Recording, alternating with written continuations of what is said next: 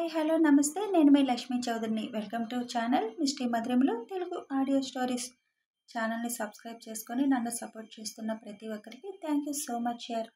ఇంకా ఎవరైనా సబ్స్క్రైబ్ చేసుకునే వాళ్ళు ఉంటే ఎవరైనా కాదు చాలామంది చేసుకోలేదు, అందరూ సబ్స్క్రైబ్ చేసుకొని సపోర్ట్ చేయండి. మది కోరిన ప్రణయం పార్ట్ 75తో మీ ముందుకి వచ్చేసాను. వీడియోలోకి వెళ్ళే ముందు ఎప్పట్లాగే లైక్ చేయడం, హైప్ ఇవ్వడం మాత్రం మర్చిపోకండి యార్. అద్వైత్ డైరెక్ట్గా దక్ష రూమ్లోకి వెళ్తాడు. విషయం వెంటనే చెప్తేనే కరెక్ట్ అనుకొని అద్వైత్ వెళ్ళేసరికి దక్ష్ ఫ్రెష్ అయిపోయి ల్యాప్టాప్ తీసుకొని కూర్చునేసరికి ఎంతసేపు రూమ్లో కూర్చోవడం కాదు, కింద ఏం జరుగుతుందో కూడా తెలుసుకో అన్నయ్య అని అంటాడు. ఇప్పుడు అంతగా ఏం జరిగింది అని అడుగుతాడు దక్ష్. నీ నల్లత్రాచుకి మంచి సంబంధం చూసి పెళ్లి చేయమని నాన్నమ్మ అమ్మకి చెప్తుంది అని అద్వైత్ అనగానే, ఒక వయసు వచ్చిన ఆడపిల్ల ఇంట్లో ఉంటే అలా చెప్పడం సహజమే కదా, చెప్పినంత మాత్రాన తనకి పెళ్ళైపోదుగా. అమ్మకి తనని నాకిచ్చి పెళ్లి చేయాలన్న కోరిక, అలాంటప్పుడు అమ్మ బయట సంబంధాలు తనకెందుకు చూస్తుంది? పెద్దావిడ కదా నాన్నమ్మ, ఆవిడ భయాలు ఆవిడకుంటాయి అని కూల్గా మాట్లాడుతున్న దక్షిని చూసి, ఇంత కూల్గా ఎలా ఉంటున్నావురా, మీ ఆవిడికి పెళ్లి చేయాలనుకుంటున్నారంటే అని అడుగుతాడు. ఇప్పుడు మనం ఏం మాట్లాడకుండా ఉండటమే కరెక్ట్. అంతదాకా వస్తే అప్పుడు నేనేం చేయాలో నాకు తెలుసు. దీని గురించి అంతగా ఆలోచించాల్సిన అవసరమే లేదు. అంతకంటే ఎక్కువగా ఆలోచించాల్సిన విషయం మన ముందు ఉంది అని అంటాడు దక్ష్. భూమి గతం తెలిస్తే మన ఇంట్లో ఎవరు పట్టించుకోకపోయినా నాన్నమ్మ పట్టించుకుంటుందేమో అని అనుమానంగా ఉంది అన్నయ్య అని అంటాడు అద్వైత్. పట్టించుకున్నా పట్టించుకోకపోయినా వచ్చే నష్టం ఏమీ లేదు. భూమి నీ వదిన, దానిని మార్చడానికి ఎవ్వరు ప్రయత్నించినా నేను ఊరుకోను. ఇప్పటి నుంచి నిజాలు చెప్తే ఆ నల్లత్రాచు నిర్ణయాలు దారుణంగా ఉంటాయి. అందుకే తన కోసం ఏ నిజాలు ఇంట్లో చెప్పకుండా ఆపేశాను. తన గతం అవసరమైతే తప్ప ఇంకెవరికి ఈ ఇంట్లో తెలియాల్సిన అవసరం కూడా లేదు. సైలెంట్గా తన గతంలో ఉన్న మనుషుల్ని సైడ్ చేసేయడమే అని అంటాడు దక్ష్. ఏమో అన్నయ్య, ఇదెంత దూరం దారి తీస్తుందో మరి. జాగ్రత్తగా నువ్వే హ్యాండిల్ చేయాలి. నువ్వేం చెప్తే అది చేయడానికి నేను మాత్రం రెడీ అని చెప్పి నేను ఫ్రెష్ అయ్యి వస్తాను అని వెళ్ళిపోతాడు అక్కడి నుంచి అద్వైత్. డెఫినెట్గా నానమ్మకి భూమి గతం తెలిస్తే ఎట్టి పరిస్థితుల్లోనూ తనని ఉండనివ్వదు.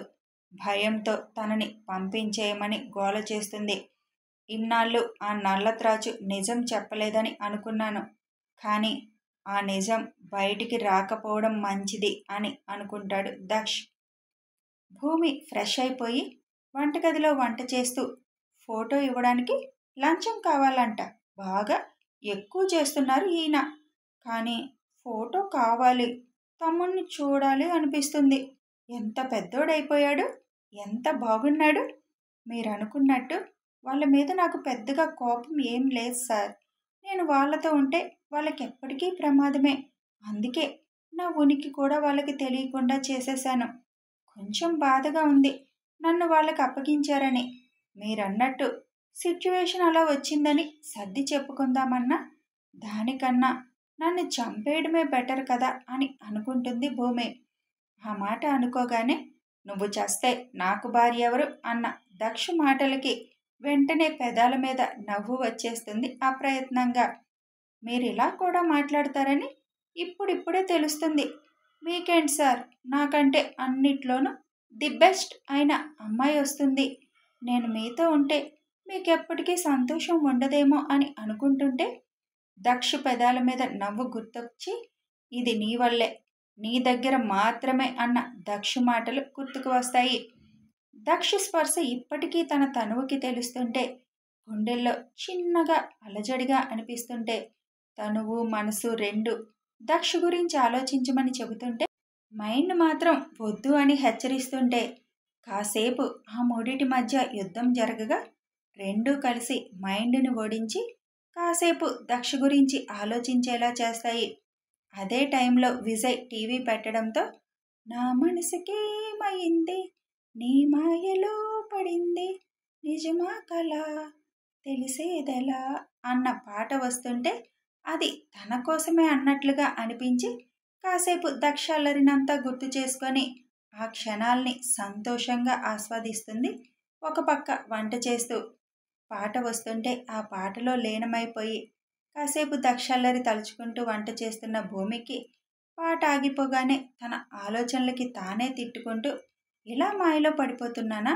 నిజంగానే నేను వద్దు భూమి వద్దు. నీ వల్ల ఎటువంటి గొడవలు ఆ ఇంట్లో రాకూడదు.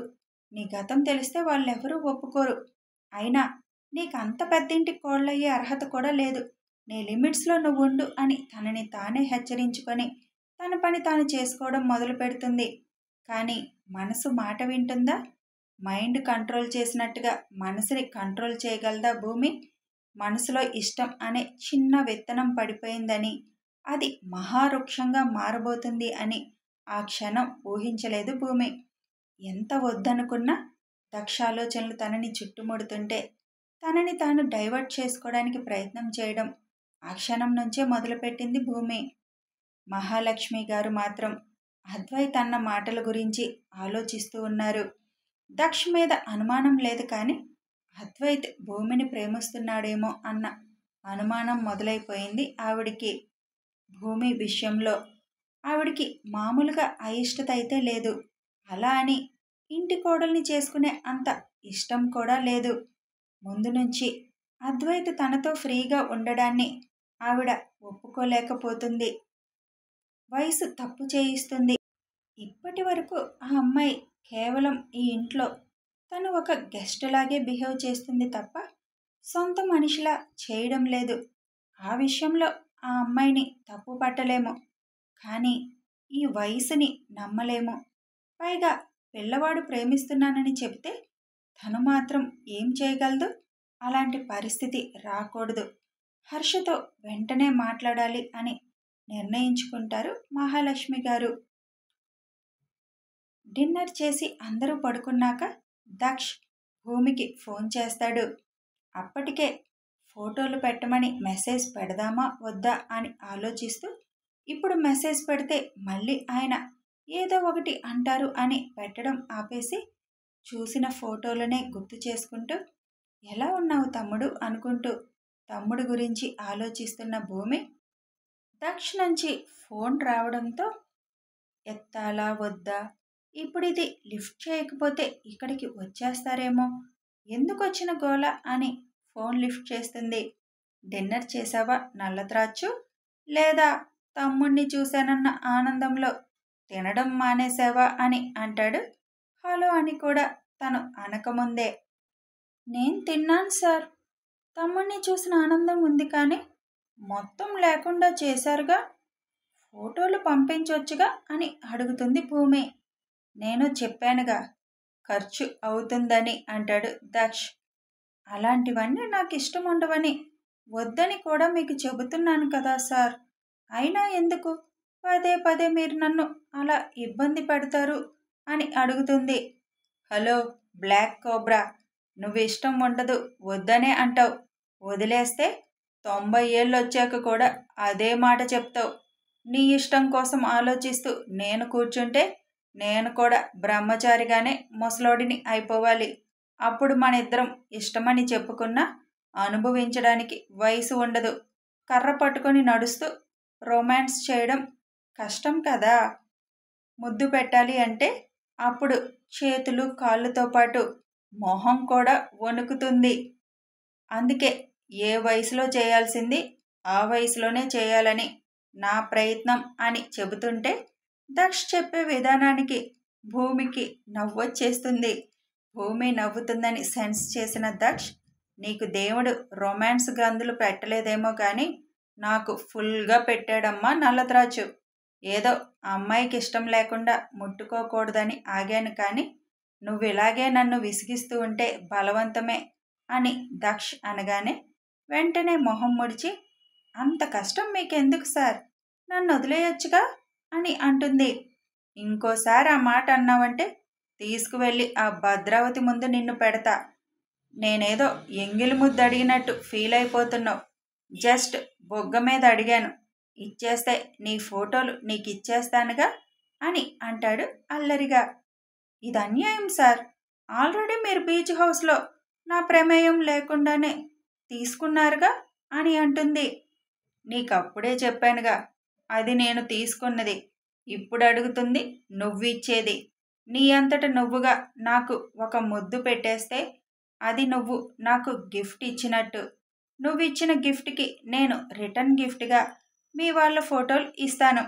ఇస్తానంటే చెప్పు, వచ్చేస్తాను అక్కడికి ఇప్పుడే అని అంటాడు నవ్వుతూ. గుడ్ నైట్ సార్, నాకు నిద్ర వస్తుంది అని ఫోన్ కట్ చేస్తుంది వెంటనే. అంత తొందరగా నువ్వు దేనికైనా ఒప్పుకుంటే భూమికవి ఎందుకవుతావులే, ఒప్పుకోలేవు కూడా. నువ్వు అనుభవించిన పరిస్థితి అలాంటిది. చిన్న వయసులోనే నిన్ను అలా తయారు చేసిన వాళ్ళని నరికి నరికి ముక్కలుగా కోసేయాలి అని అనుకుంటాడు ఆ క్షణం దక్ష్ కోపంగా. ఫోన్ కట్ చేసిన భూమి దక్ష్ మాటల్ని గుర్తు చేసుకొని నవ్వుకుంటూ, అసలు మీరు ఇలా మాట్లాడతారని ఎక్స్పెక్ట్ చేయలేదు అని ఆలోచిస్తూనే పడుకుండిపోతుంది. ఇన్ని రోజులయ్యింది, వాళ్ళు అసలేమయ్యారో తెలియలేదు, ఎక్కడికి వెళ్ళారో తెలియలేదు, కనీసం బళ్ళెటు వెళ్ళాయి, ఎక్కడున్నాయి అన్న విషయం కూడా తెలియలేదు. ఏం చేస్తున్నారు మీరంతా అని సీరియస్ అయిపోతాడు ఎక్స్ తన మనుషుల దగ్గర. వైజాగ్ మొత్తం గాలించాం సార్, ఎక్కడా కనీసం వాళ్ళ ఆచూకీ తెలియలేదు. బండ్లు కూడా ఎలా వెళ్ళాయో సీసీ ఫుటేజ్లు చూసినా అర్థం కాలేదు సార్. చివరిసారిగా విజయవాడ వస్తూ స్టీల్ ప్లాంట్ రోడ్లోకి వచ్చినట్టే ఉన్నాయి సార్. ఆ తర్వాత బళ్ళు ఏమయ్యాయి అనేది ఏమాత్రం తెలియడం లేదు సార్. ఫుటేజ్లో ఎక్కడా నమోదు కాలేదు అని అంటారు అతని మనుషులు. నమోదు కాకపోవడం ఏంటి? అంటే ఎవరో కావాలనే వాళ్ళని మాయం చేశారా? లేదు అంటే ఏమవుతారు? ఒకవేళ వాళ్ళకి ఏదైనా ప్రమాదమైనా తెలియాలి కదా. ఒక్కడు కాకపోతే ఒక్కడైనా మనకు ఇన్ఫర్మేషన్ ఇవ్వాలి కదా. ఇవ్వలేదు అంటే ఏదో జరిగింది, అదేంటో తెలుసుకోండి ముందు. ఇక అమ్మాయి గురించి పూర్తిగా మీరు ఫోకస్ పెట్టి గాలించాలి. టైం ఎక్కువ లేదు. మరో 6 నెలల్లో మనం అనుకున్న సమయం మొదలైపోతుంది. ఆ సంవత్సరం గనక దాటిపోతే ఇకెప్పటికీ నేను అనుకున్నది జరగదు. ఇప్పటికే సమయం చాలా వేస్ట్ అయిపోయింది. ఈసారి వేస్ట్ అవడానికి వీల్లేదు. ఎక్కడున్నా ఆ అమ్మాయిని పట్టుకురావాలి అని గట్టిగా చెప్తాడు యక్ష్. సరే సార్ అని అందరూ బయటికి వెళ్ళిపోగానే అప్పటి వరకు సైలెంట్గా ఉన్న అతని బావ, ఇప్పుడు ఒకవేళ అమ్మాయిని పట్టుకొచ్చినా నువ్వు అనుకున్నది జరగాలంటే ఏం చేస్తావు బావా అని అడుగుతాడు అతను. ఆ భద్రావతి వల్ల కాలేదు నేను అడిగింది చేయడం. ఇక వాళ్ళని నమ్ముకుంటే అవ్వదు. అందుకే ఈలోపు అలాంటి వంశం వాళ్ళనే వెతకాలి. వాళ్ళ ద్వారానే నేను అనుకున్నది జరిగేలా చేయాలి. నా కల నెరవేరాలి అంటే నేను అనుకున్నది జరిగి తీరాలి. ఏమాత్రం ఈసారి తప్పినా ఇక అవకాశమే లేదు. తర్వాత ఆ అమ్మాయి దొరికిన ఉపయోగం లేదు. ఈ సంవత్సరంలోనే మొత్తం జరిగిపోవాలి అని అంటాడు కోపంగా. చేతికి దొరికిన అమ్మాయిని మనమే వదిలేసుకున్నాం బావా. అప్పుడే మనం మన దగ్గర ఉంచుకుంటే ఈరోజు ఇలాంటి పరిస్థితి వచ్చేది కాదేమో అని అంటాడు ఎక్స్ బావా. మన చేతికి మట్టి అంటకూడదనే కదా ఏమాత్రం చిన్న విషయం మన గురించి బయటికి వచ్చినా అది పాపులర్ అయిపోతుంది. అనవసరంగా దొరికిపోతాం. అదే వాళ్ళ ద్వారా చేస్తే ఏదైనా వాళ్ళ మీదకే వస్తుంది. మన పని అయిపోతుంది అని ఆలోచించాను. అదే తప్పైపోయింది. నేనే సీక్రెట్గా ఏదో ఒకటి చేసి ఉండాల్సింది. ముందు 2 అలాగే చేశాను, కానీ ఇది అలా చేయడానికి వీల్లేదు కదా. కేవలం నేను అనుకున్నది జరగాలంటే వాళ్ళ అవసరం ఉండబట్టే వాళ్ళ ద్వారా చేయాలి అనుకున్నాను. కానీ ఆ భద్రావతి అజాగ్రత్త వల్ల మొత్తం నాశనం అయిపోయింది. లేదంటే ఈ పాటికి నా కల నెరవేరేది అని ఆవేశంగా అంటాడు ఎక్స్. అసలు ఎక్కడని వెతుకుతాం బావా? ఆ అమ్మాయికి భయం కాబట్టి మొత్తానికి మనకి దొరకకుండా దాక్కోవాలని దాక్కుంటున్నట్టుంది. తప్పిపోయిన వాళ్ళని వెతకొచ్చు, కానీ కావాలని వెళ్ళిపోయిన వాళ్ళని వెతకడం చాలా కష్టం బావా అని అంటాడు. కష్టమైనా తప్పదు. ఎన్నాళ్ళు ఆలోచించాను కానీ ఇప్పుడు గనక తొందరలో తను దొరకకపోతే నా దగ్గర ఒక ఐడియా ఉంది. దాని ప్రకారం వెళ్ళిపోతే చచ్చినట్టు అదే వస్తుంది దానంతట అదే అని అంటాడు ఎక్స్. ఏమో బావా, నువ్వేం చేసినా మనిద్దరి కోరిక తీరేటట్లు చూడు, ఏం చేస్తావో నీ ఇష్టం అంటూ అక్కడి నుంచి వెళ్ళిపోతాడు ఎక్స్ బావా. ఎట్టి పరిస్థితుల్లోనూ ఈసారి నేను నా కోరిక తీరకుండా ఊరుకోను, ఎక్కడున్నావే అని గట్టిగా కేక వేస్తాడు 14 ఏళ్ల భూమి ఫోటోని చూస్తూ. ఆదమరిచి నిద్రపోతున్న భూమి ఉలిక్కిపడి లేచి కూర్చుంటుంది. ఒళ్ళంతా చెమటలు పట్టేసి రూమ్ మొత్తం చుట్టూ చూస్తుంది. ఏంటి ఇలాంటి కల వచ్చింది? వాళ్ళెందుకు నన్ను చుట్టుముట్టారు?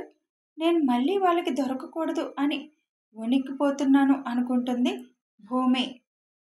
నేనెందుకు ఏడుస్తున్నాను అక్కడ కూర్చొని? వాళ్ళెందుకు నన్ను చుట్టుముట్టారు? అసలు ఆ టైంలో నేనెందుకు అక్కడున్నాను అని వచ్చిన కలను గుర్తు చేసుకుంటూ తనలో తానే మాట్లాడుకుంటుంది భూమి. ఈసారి నేను దొరికితే వాళ్ళు అనుకున్నది చేసేస్తారు, ఇక నన్ను వదలరు. ఎట్టి పరిస్థితుల్లోనూ వాళ్ళకి నేను దొరకకూడదు, వాళ్ళు అనుకున్నది జరగకూడదు అనుకుంటూ టైం చూస్తుంది. తెల్లవారుజామున 3:30 అవడంతో ఈ టైంలో వస్తే కలలు నెరవేరుతాయంటారు, అంటే నేను దొరికిపోతానా అని భయం చుట్టుముట్టేస్తుంది భూమికి. ఇక లేచి ఫ్రెష్ అయిపోయి ఆలోచిస్తూనే పూలు కోసం బయటికి వచ్చేస్తుంది. స్వామి, నాకొచ్చిన కల నిజం అవ్వకుండా చూడు, మళ్ళీ నన్ను ఆ చెరలోకి వెళ్ళేలా చేయొద్దు అని దీపం పెట్టి దండం పెట్టుకుంటుంది భూమి. తెల్లవారుజామున 4ంటికి భద్రావతి, వీరేన్ బయటికి వెళ్ళడానికి బయలుదేరుతారు. నీ పిచ్చి గాని అంజనం వేస్తే మాత్రం అదెక్కడుందో తెలుస్తుందా అమ్మా? ఇదంతా డబ్బుల కోసం వాళ్ళు చేస్తున్న పనులు అని అంటాడు వీరేన్ భద్రావతితో. అలా అనకురా, తప్పకుండా తెలుస్తుంది. అదెక్కడుందో ఇంచుమించు దగ్గర ప్రాంతం తెలుస్తుంది, అక్కడ వెతికితే సరిపోతుంది. ఇప్పటికే పార్టీ టికెట్ రాలేదు, పోటీ చేయడానికి ఎంత ప్రయత్నించినా నిరాశ మిగిలిపోయింది. మొన్న పెద్ద ప్రమాదం నుంచి చివరి నిమిషంలో బయటపడ్డావు, అన్నీ వ్యతిరేకాలే జరుగుతున్నాయి.